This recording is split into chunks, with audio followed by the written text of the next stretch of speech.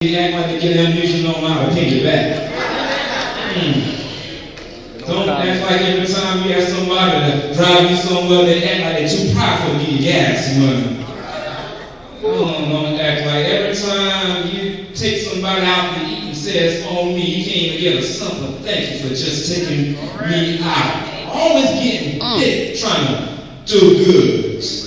And they moves change because the simple fact is that they thought that Paul did something wrong. Now, look at verse 6. In verse 6, it illustrates that Paul is not bitten, but they try to write him off. Is it me, or you have some people in your life that try to write you off? Some people say that you was never going to amount to anything. Some people say you're going to be just like your dad or your mama. Just sometimes she's not going to be anything. But we are so grateful that we serve a God that sees more in us than the world can see in ourselves. But truth be told, we serve a God that sees more in us that we can't even see in our own selves.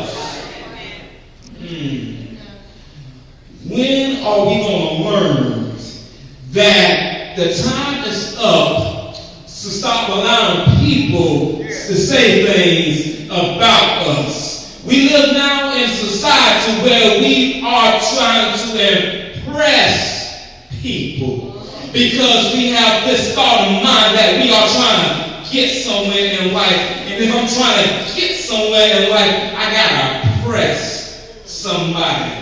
I gotta look astute. I gotta look fine. I gotta look cute so I can get in the door. It doesn't matter how cute or not cute you are. It doesn't matter what you have or what you don't have. It doesn't matter if you have or don't have. When you serve a God that will protect you when you're in a storm, He will give you everything that you need to make somewhere in life. But we care so much about Him so much. And that leads us to the second lesson that Paul went through. And the second lesson is we got to learn how to take pain. In this life, you could say every day that there will always be a struggle living. Because in every day, there will be always a problem that you will have to deal with. Some might be some that you know that are coming, and some will hit you by the side unexpected. The one thing about us, we don't like taking pain. And my mother could testify to that because lately she had got pneumonia and was hospitalized, and for the very first time in my life, I saw my mother in a state that kind of disturbed me for a little bit because she looked at weak, and I'm used to my mother being strong. And I know that she was sick, but her sickness was causing me to have pain inside my soul because no child wants to see their mother or their father in a state of pain because it hurts us. Some of us deal with sick pains. Some of us deal with headache pains. Some of us deal with stress pains. Some of us deal with people pains. Have you ever loved somebody so much and you do all you can to impress that person, but that person never ever sees you the same way that you see them? I know I'm not by myself on that. No, you're not, bro. There's something funny about how we put our hearts into so much, but when we don't get out of it, we have so much pain in our lives that it starts to react around us, and we get uncertain of trust because we've been through something that has harmed us so much to where we don't know how we're going to make it. Look at Paul right now. trying to help himself and other people and got bit by a snake. It's sad, but I came up with a concept a while ago. It hurts, but it helps. What you did to me hurts, but it's going to be a lesson that I learned in life later on down the line. Even though you thought you was doing some evil to me, but I'm going to be all right at the end of the day, because I'm going to look back over the lesson that I went through my hurts, and it's going to help me move forward in my life. We got to start realizing the people that hurt us is helping us. Because what they are doing is preparing us as we walk in this walk with God. Jesus even said it, this way of life is always going to be easy. And the truth be told, you're going to have more hardships than good days in this life. Sometimes we need to learn the concept of bearing pain. Women bear pain when they give birth to their children.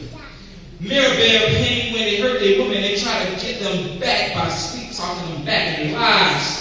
We all deal with a concept of pain, but we got to realize that we serve somebody that went through some pain. And since he went through some pain, I know that whatever he went through, I can survive what I'm going through. Is there anybody in here that has been through some nonsense in life and had some pain in their life and they didn't understand what was going on, but they just knew that I can get out of this because when this is over, I will learn something from this and I will go forward